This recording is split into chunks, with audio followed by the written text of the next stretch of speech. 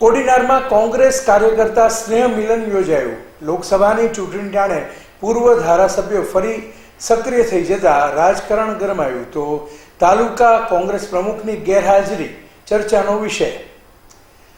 હાલ લોકસભાની ચૂંટણીને લઈને માહોલ જામ્યો છે અને ઉમેદવારો મતદારોને મનાવવા અનેક પ્રયાસો કરી રહ્યા છે। ત્યારે 2022 વિધાનસભામાં નારાજ થયેલા કોંગ્રેસના દિગ્ગજ નેતા ગણાતા અને પૂર્વ ધારાસભ્ય ધીરસિંહ બારડ સહિત ધારાસભ્ય મોહન વાળા કે જેઓ વિધાનસભાની ચૂંટણી સમયે મોહન વાળાને કોંગ્રેસ ટિકિટ ન આપતા નારાજગી વ્યક્ત કરી અને કોંગ્રેસમાંથી રાજીનામું આપી દીધું હતું। ત્યારે એકવાર લોકસભાની ચૂંટણી આવતા કોંગ્રેસ બંને પૂર્વ ધારાસભ્યએ કોંગ્રેસ ઉમેદવાર હીરા જોટવાના સમર્થનમાં કાર્યકર્તા સ્નેહ મિલન યોજી સૌ કોઈને ચોંકાવી દીધા છે। કારણ કે ધીરસિંહ બારડ મોહન વાળાના સક્રિય થવાની ભાજપને મોટો ફટકો પડી શકે છે। કારણ કે ગત લોકસભા ચૂંટણી કોડીનાર વિધાનસભામાંથી ભાજપને 7,000 જેટલા મતોની નુકસાની થઈ હતી અને ફરી એકવાર લોકસભાની ચૂંટણી ટાણે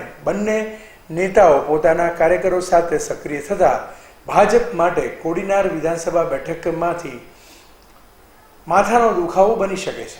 અહેવાલ ભરતસિંહ જાદવ।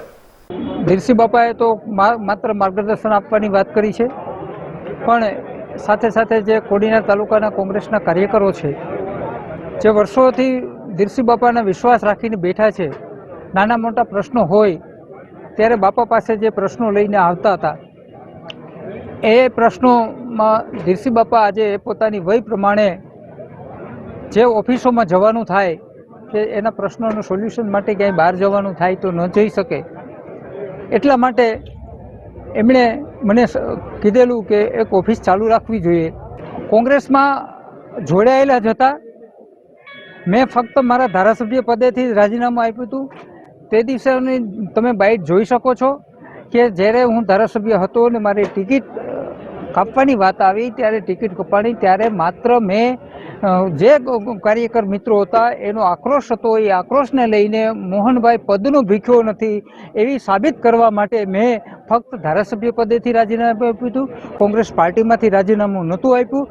કાયમ કોંગ્રેસની વાત કરી છે, ક્યારેય મેં ભાજપની વાત કરી નથી અને કોંગ્રેસનું ક્યારેય ખરાબ વિચાર્યું નથી। તો હું આજે કહું છું કે 2 વર્ષની સમયગાળાની અંદર ઘણી બધી ઓફરો અને જ્યારે સત્તા હતી ત્યારે પણ ઘણી બધી ઓફરો આવી છે, છતાં પણ એ ઓફરોને ઠુકરાવીને કાયમ કોંગ્રેસની વિચારધારામાં જોડાયેલા હતા છે અને રહેવાના છે। 25 કરોડની ઓફરની વાત હતી એ શું હતું?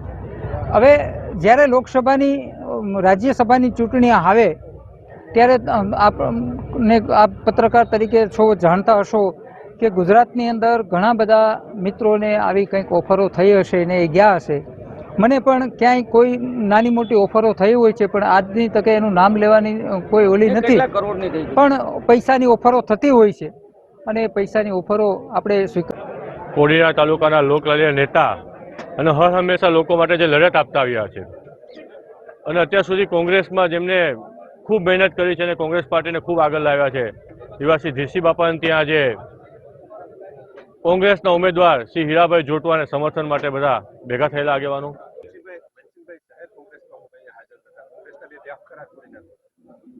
કોંગ્રેસના ઘણા બધા પ્રોગ્રામો છે, આજે તમે જોવો છો કે કાલે ફોર્મ ભરવાનું બી છે, એટલા માટે બધા વ્યસ્ત છે અને દરેક જગ્યાએ આજે મિટિંગો ચાલુ છે। કારણ કે આજે અમારે અહીંથી પાછું કસનોરા બી જવાનું છે, તાલાલાર બી જવાનું છે, એટલે બધા વ્યસ્ત છે। એટલે એવું નથી કે કોંગ્રેસમાં કંઈ વાદ ને વિખવાદ છે, અમે બધા સાથે જ છે અને કોંગ્રેસ પાર્ટી એક મજબૂત થઈને લડીશું। કારણ કે ભાજપની નીતિ છે કે રાજ કરો, ભાગલા પાડીને રાજ કરો, અંગ્રેજોની નીતિ જે ભાજપ સરકાર અપનાવી રહી છે, અમારામાં કોઈ ભાગલા નથી।